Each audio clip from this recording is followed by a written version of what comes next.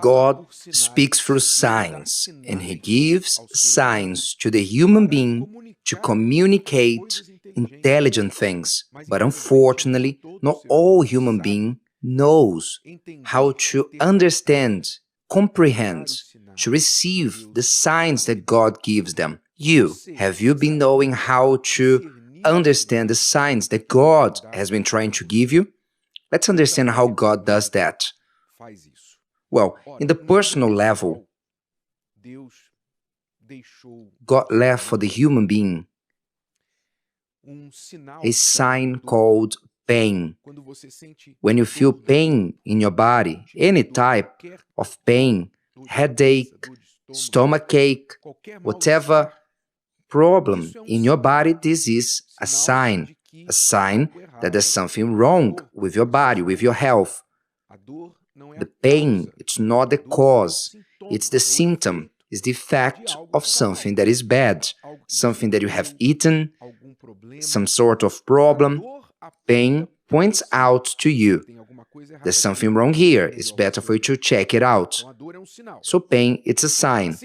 Just like anger as well. God gave to the human being the feeling anger as a sign.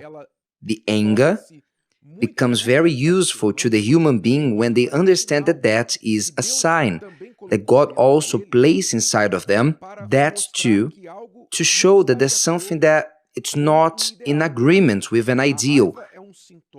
The anger is a symptom to something that is wrong. For example, when an injustice happens, every human being feels angry when they see an injustice, when you see someone mistreating a defenseless animal or child, deceiving an elderly. That is wrong, isn't it? That's a symptom. And you feel angry, that's a symptom that there's something wrong. If you know how to interpret that sign, that there's something must be done to correct that, and then the sign will be well used by you. The problem is that many don't know how to use anger, and they end up exploding, breaking things, or doing even worse things, isn't it? So you can use anger also in the wrong way, but if you learn how to use it in the right way, it's a great sign. So God works with signs. When you have a coldness in your marriage, that's a sign. This coldness in the marriage is a sign that there's something wrong. You don't talk that well, you don't touch each other, you don't have intimacy for a long period of time.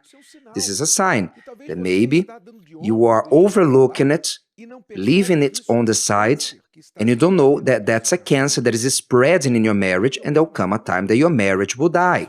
So if you don't pay attention to this sign that is happening in your marriage, you will have serious problems. So God works with signs. God speaks through these situations. Sometimes you have a serious problem, financial ones, because you've never learned how to discipline yourself financially speaking.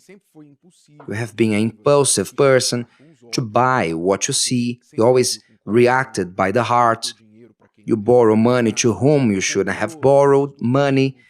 You created debts that you shouldn't, which means God allows us to go through the situations that we may learn. He speaks through the signs. Himself, in His word, He left many prophecies. The Lord Jesus said, He spoke about the signs of the end of times. He said like this, you know how to discern when it's going to rain because you look at the sky and you see the heavy clouds and you say, look, it's going to rain. It will pour.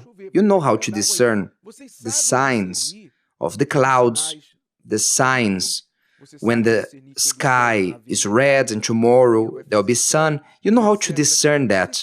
So you also can discern the signs of the end of times, that the earth is coming to an end. And the signs are there for everybody to see. But people don't pay attention to it. They don't look at it. They look into the other side. When you don't look at the sign, it's like in traffic. You don't see the sign of stop. You don't see the sign of the speed limit. the sharp turn that comes ahead. If you don't pay attention, if you don't respect the signs, most probably you're gonna cause an accident. So like these people live their lives, ignoring the signs. When you ignore the signs, you ignore the message. When you ignore the message, you put yourself at risk on causing serious problems to yourself and to others. So don't forget, God speaks through signs. He left the Word itself, the Holy Bible. It's a sign, a great one for us.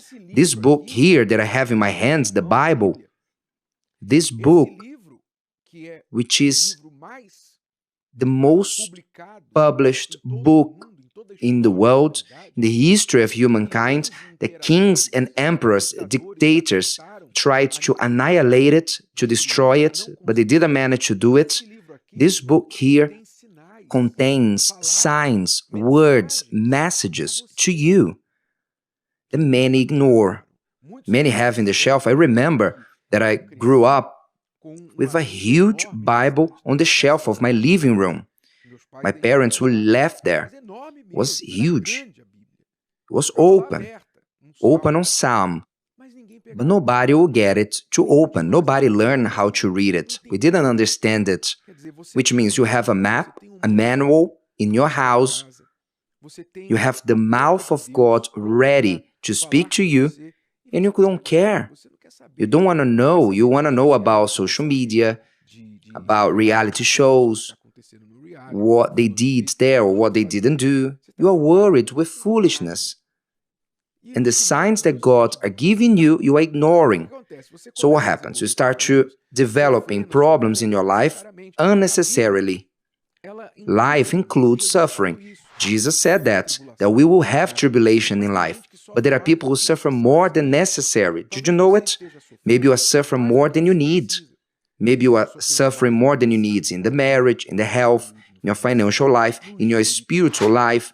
Because when you have an emptiness in your spiritual life, that is also a sign.